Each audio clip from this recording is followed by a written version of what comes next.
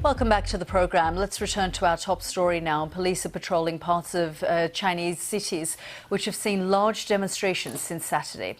What began as protests against strict anti-COVID measures have widened into anger about the government, with some calling for President Xi Jinping to resign. The unrest has been largely ignored by Chinese state media-run outlets, which have been focusing on other stories. Well, with me now is Kerry Allen, China specialist for BBC Monitoring. And Kerry, thanks so much for joining us. Are they reporting it as it is?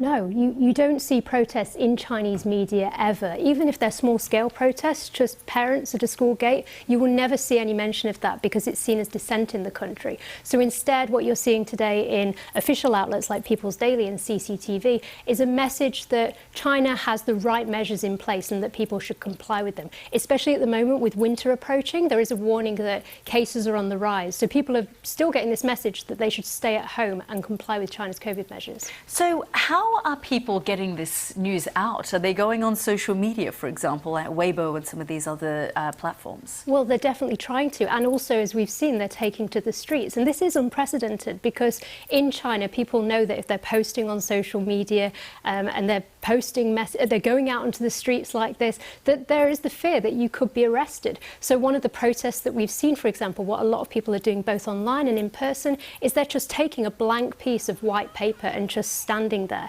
And the piece of paper represents the idea that people can't speak openly, that literally they are saying, I can't speak. So this is what we're seeing a lot, both on Sina Weibo, but also, in cities across China at the moment. And what's happening is on social media platforms like Sina Weibo, the government is scrapping messages that include A4 white paper so that people can't see them. And yet that is enough. Even holding a white sheet of paper is enough for the authorities to crack down on these individuals. Absolutely, yes. So people are constantly finding new creative ways that they can talk about, or basically say, I am in solidarity with these protesters. So yeah, if it's not a white piece of paper, at the moment my job is looking at other ways that people will be getting on social media and trying to say, look, I stand with these people because for 3 years we've been going through these COVID measures, things haven't changed and we're fed up.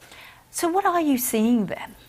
Well, at the moment, just blanket censorship coming in. So with Shanghai's protests at the weekend, the word Shanghai is now a censored search term. So if you type in Shanghai, even if you're just a tourist in the city who wants to post, I'm out in Shanghai having lunch with my friends, that message is completely scraped so people can't see anything. So what people are doing is they're accessing a piece of software known as a VPN, and they're getting messages out on Twitter. So they're showing demonstrations on Twitter, Facebook to say, look, this is the way I'm protesting, because people like me also, overseas can see these, as can the wider world. But even on Twitter, what you're seeing is bots try to deflect the narrative. So even though videos and images of protests are appearing, bots are trying to put out other content. So they're trying to post porn, for example. They're trying to post deflected narratives so that for the wider world, they're thinking, well, they're not seeing this. But obviously, the fact we're talking about it today, we're seeing it, and we're seeing it happening on a large scale. And Kerry, surveillance is also part of the story, isn't it? The fact that people are having to check in, check out every time they enter or exit an area. I mean,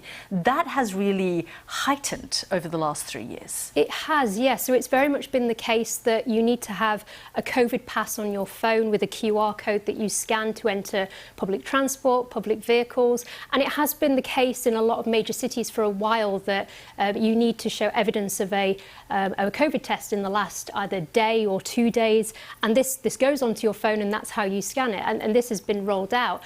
But people are frustrated with these measures as well. The fact that technology, that they're being told to get these tests. And also there's simply not the manpower now to carry out these tests because lockdowns in China are simply just increasing. I mean, I looked at the government website this morning and there were over 100 pages of localised lockdowns. On each page, there's about 100 lockdowns, just streets or apartment complexes. So we're talking hundreds of thousands, if not millions of people who were told you must stay in your home because you're classed as a high-risk zone.